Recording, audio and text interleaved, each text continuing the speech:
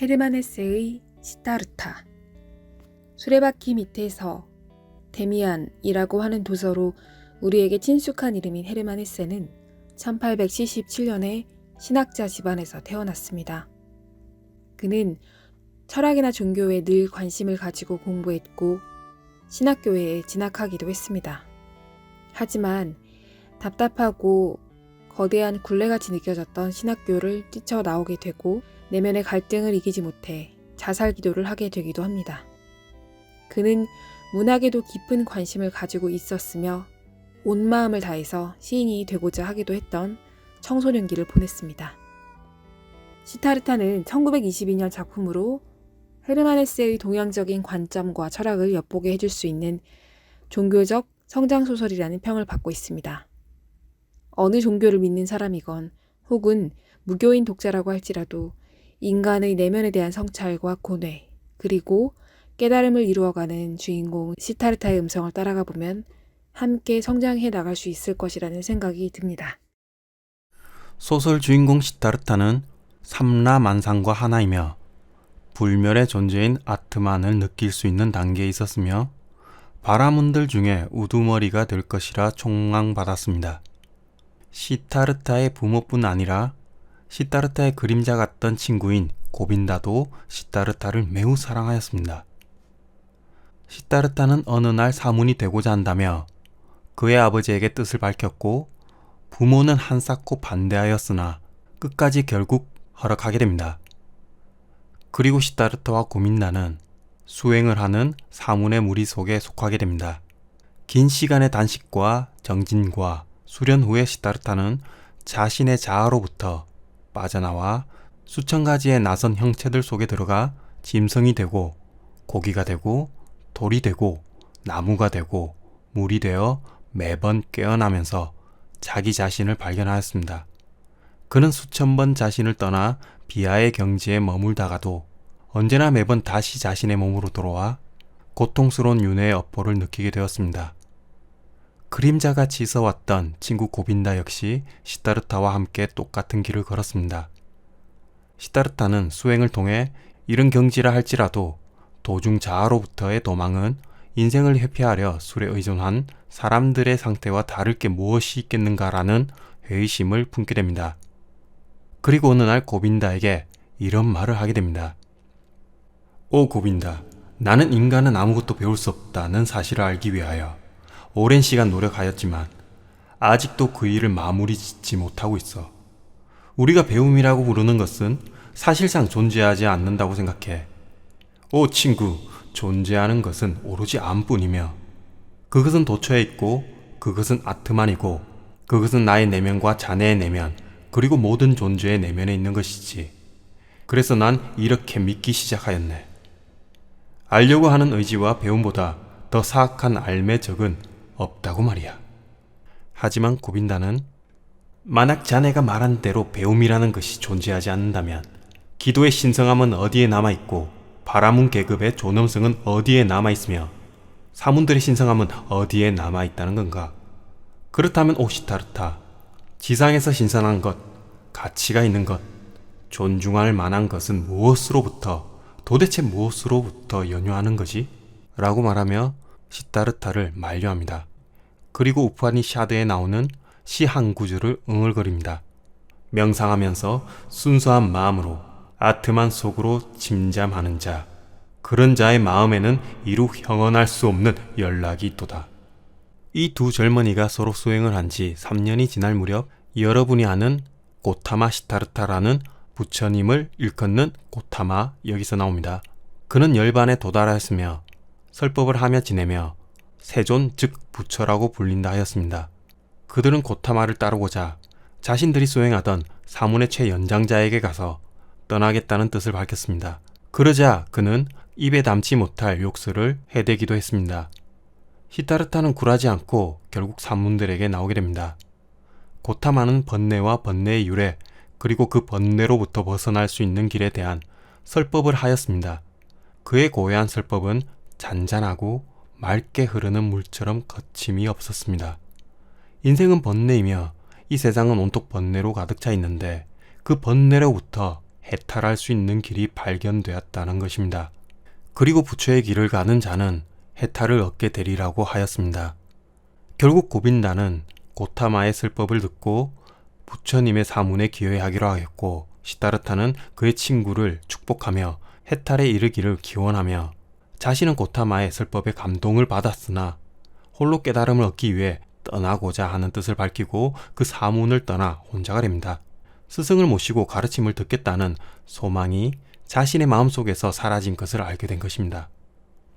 나는 바로 자아의 의미와 본질을 배우고자 하였던 것이며, 바로 그 자아를 나는 극복하고자 하였던 것이다.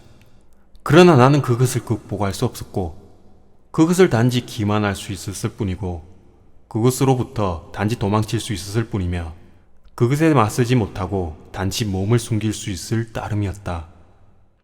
진실로 이 세상의 어떤 것도 나의 자아만큼, 내가 살아있다는 이 수수께끼, 내가 다른 모든 사람들과 구별이 되는 별다른 존재라는 이 수수께끼, 내가 시다르타라고 하는 이 수수께끼만큼 나를 그토록 많은 생각에 몰두하게 한 것은 없었다. 그런데도 나는 이 세상의 어떤 것보다 나 자신에 대하여, 시다르타에 대하여 가장 적게 알고 있지 않은가.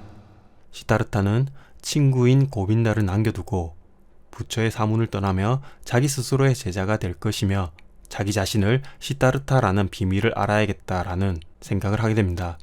그는 길을 가며 세상의 아름다움을 느끼고 바라보며 자연을 관찰하는 기쁨을 누렸습니다. 모든 것은 예전에도 항상 있었습니다. 그런데도 그는 여태 그것을 보지 못하였으며 그런 것에 끼어든 일도 없었습니다. 이제 그는 그런 것에 끼어들었으며 그 일부를 이루고 있었습니다. 그의 눈에 빛과 그림자가 퍼져나갔으며 그의 마음에 별과 달이 퍼져나갔습니다. 육체도 자기가 아니라는 것, 그리고 감각의 유의도 자기가 아니라는 것은 확실하였으며, 이와 마찬가지로 사색 또한 자아가 아니었고, 오성도 배워서 얻은 지혜도 결론을 끄집어내고 기존의 사상으로부터 새로운 사상을 실을 짰듯이 만들어내는 그런 습득된 재주도 자기가 아님을 알게 된 것입니다.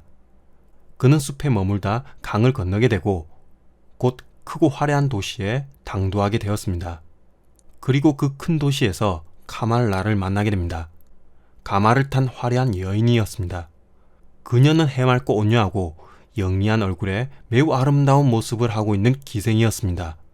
그는 카밀라에게 다가가 친구이자 스승이 되어달라고 부탁하며 사랑의 기쁨을 배우게 해달라고 합니다. 카밀라는 자신에게 다가오려면 부를 갖추어 많은 선물을 해야 하며 모두들 자신한테 그렇게 한다고 했습니다.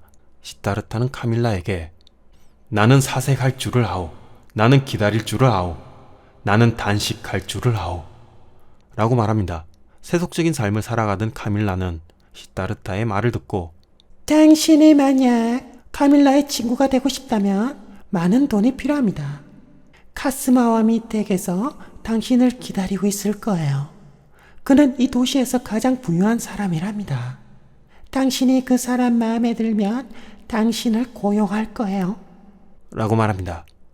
카밀라는 자신이 살고 있는 도시에서 부자를 시다르타에게 소개시켜주고 일자리를 알선해줍니다. 이후 시다르타는 능력을 발휘해 승승장구하며 큰 부자가 되게 됩니다. 그리고 그는 카밀라와 함께 보내며 유희와 쾌락을 누리며 그가 필요로 하는 것보다 더 많은 돈을 벌기로 했습니다. 그는 세상이라는 뜻에 사로잡혀 버렸습니다. 그는 쾌락, 욕구, 태만에 사로잡혀 버렸으며 그리고 마침내는 그 자신이 끊임없이 가장 어리석은 것으로 경멸하고 조소에 맞지 않았던 악덕인 탐욕에도 사로잡혀 버렸습니다. 그는 자기 자신을 증오하면서 그리고 자기 자신을 비웃으면서 엄청난 판돈을 가차없이 걸고 도박을 하며 수천금을 몽땅 쓸어버리기로 하였고 수천금을 모조리 날려버리기도 하였습니다. 그는 도박으로 돈을 잃기도 하고 귀중품을 잃기도 하고 시골의 별장을 잃기도 하였으며 그것들을 다시 땄다가 또 다시 잃기도 하였습니다.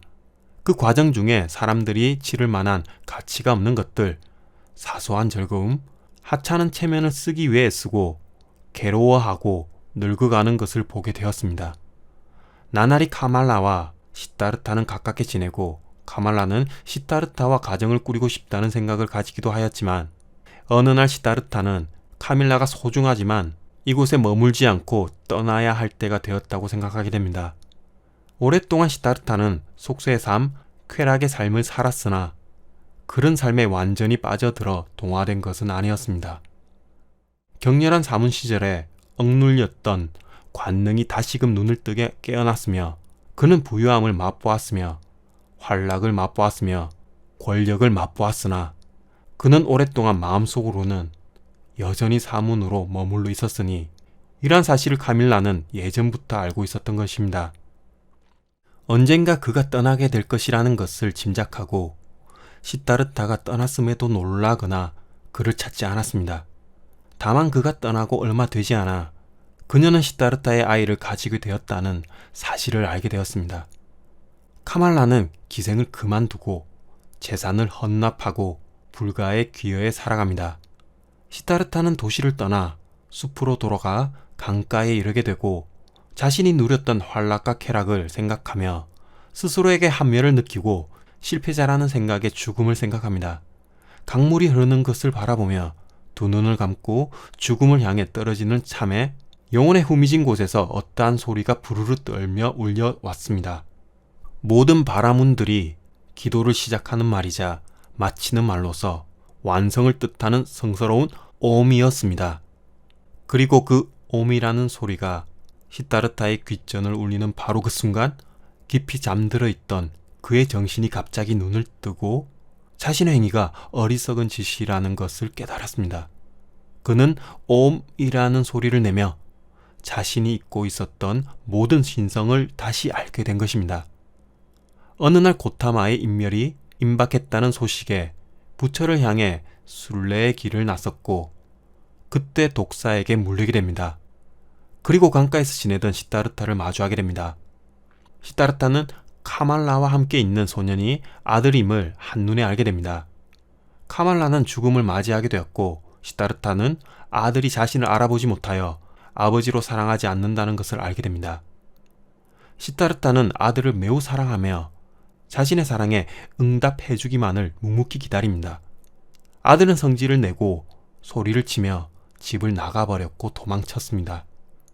시타르타는 아들을 찾아 헤매고 매우 그리워하였으며 마음 아파하였습니다. 그렇지만 아들을 찾아다니는 일이 쓸데없는 짓이라는 것, 그리고 그것이 집착이라는 것을 문득 깨닫게 됩니다. 아들을 찾아보고자 강을 건너는 때에 강에서 웃음소리가 나는 듯 했습니다. 밝고 맑은 비웃음의 소리였습니다.